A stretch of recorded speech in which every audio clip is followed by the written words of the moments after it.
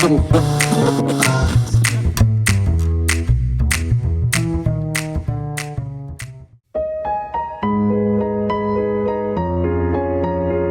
mes amis, une nouvelle émission de Nostalgie et aujourd'hui je suis avec Anne-Gaëlle Huon qui est romancière. Comme vous voyez, elle est habillée en ouvrière, mais non pas du tout, c'est vraiment une romancière et elle va nous faire découvrir son nouveau roman, Le Rossignol. Bonjour Anne-Gaëlle. Bonjour. Alors dis-moi, pourquoi on est ici? Eh bien, j'ai découvert, je suis arrivée à Shanghai il y a 2 mois et j'ai découvert cet immeuble Wukang qui a pour moi des allures de Flatiron et qui me rappelle étrangement New York, la ville où j'ai commencé à écrire il y a 10 ans. Et donc tu es resté combien de temps à New York? Je suis restée 3 ans. 3 ans à New York. Voilà. Et donc là-bas, qu'est-ce que tu as écrit? J'ai écrit un roman à New York il y a 10 ans. C'est mon premier roman qui s'appelle Le bonheur n'a pas de rides, qui était mon tout premier ouvrage que j'ai publié sur Internet et qui a connu un succès inattendu et qui m'a permis de découvrir un nouveau métier, celui d'écrivain, que j'exerce depuis 10 ans. 10 ans. Comment tu es venue en Chine? Je suis venue en Chine, j'ai suivi mon mari en Chine. Notre famille s'est installée à Shanghai il y a 2 mois et je suis ravie de m'ouvrir ici à une nouvelle culture. Ce qui est sûr, c'est que Shanghai, ça va être très inspirant pour toi. Absolument, c'est très riche historiquement, notamment dans une période de l'histoire que j'aime beaucoup, qui est celle des années 30. Moi, je me régale de toutes ces découvertes. Alors, il y a quelque chose dans l'air, moi, je trouve, qui donne envie d'écrire et de créer ici. Eh ben justement, parlons de ta source d'inspiration. Donc, où tu puises ton inspiration? Eh bien moi, mon matériau, c'est l'humain, c'est l'émotion. J'aime les grandes histoires, les histoires qui vous attrapent et qu'on ne peut pas lâcher. Et le cœur de tout ça, c'est souvent les personnages attachants qui nous habitent longtemps après qu'on ait refait le livre. En tout cas, moi, c'est ça que j'aime lire et c'est ce que j'ai à cœur d'écrire.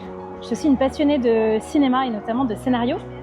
Et donc j'ai fait une école de cinéma lors de mon passage en France. Et en tout cas, notre séjour en France m'a surtout apporté ça. Et j'écris des histoires que je travaille un peu comme des films, quoi, avec des... Donc ce qui te passionne, c'est l'héritage culturel, la nostalgie. Parlons un peu du Rossignol. Alors, dis-moi, Le Rossignol. Le Rossignol est un roman qui est ressorti en mai dernier en France et qui raconte l'histoire de 2 petits garçons que tout oppose, qui se rencontrent en baie de Somme, dans un petit village du nord de la France. Pour ceux qui connaissent, la baie de Somme, c'est un paradis pour les oiseaux. Oui. Et l'un de ces petits garçons, qui s'appelle Tony, a un projet, c'est celui de gagner le concours d'imitation d'oiseaux pour impressionner son père.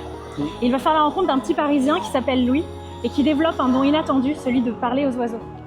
Et entre eux va naître une amitié formidable, à la vie, à la mort, jusqu'à ce que quelque chose de dramatique se passe entre eux, qu'on ne connaît pas au début de l'histoire. Et on les retrouve 20 ans plus tard, l'un des deux est devenu une star internationale, et il va avoir besoin de renouer avec son ami d'enfance. C'est une histoire sur l'amitié, sur les promesses qu'on se fait quand on est enfant. Et donc pour savoir la suite et en savoir plus, vous savez quoi faire. Rendez-vous pour une conférence où tu vas nous en dire plus. Absolument, je serai avec l'UFE et la Ruche le 9 janvier en conférence pour vous raconter tous les dessous du métier d'écrivain et notamment de l'écriture de mes romans. Voilà, et il faut surtout réserver parce qu'à mon avis, les places sont limitées et ça va aller très vite. Anne-Gaëlle, est-ce que tu peux me dire les écrivains qui t'ont inspiré? Alors il y en a un notamment qui m'a beaucoup inspiré pour l'écriture de ce dernier roman, il s'appelle Jean-Baptiste Andréa et je suis sûre que vous en avez entendu parler parce que c'est lui qui a eu le dernier prix Goncourt pour Veiller sur elle. Moi, c'est pas ce roman-là que je préfère de lui, c'est celui qu'il a écrit avant, ça fait un petit moment moi que je connais Jean-Baptiste. Et Jean-Baptiste Andréa a écrit un roman qui s'appelle Des diables et des saints, qui raconte l'amitié qui se noue entre quelques petits garçons qui se retrouvent ensemble dans un orphelinat. M'a profondément émue. Souvent, je travaille avec des narrateurs qui sont des personnes âgées et qui nous content leur histoire. Il y a un côté un peu saga, je vous l'ai dit, moi j'aime bien quand on raconte des histoires.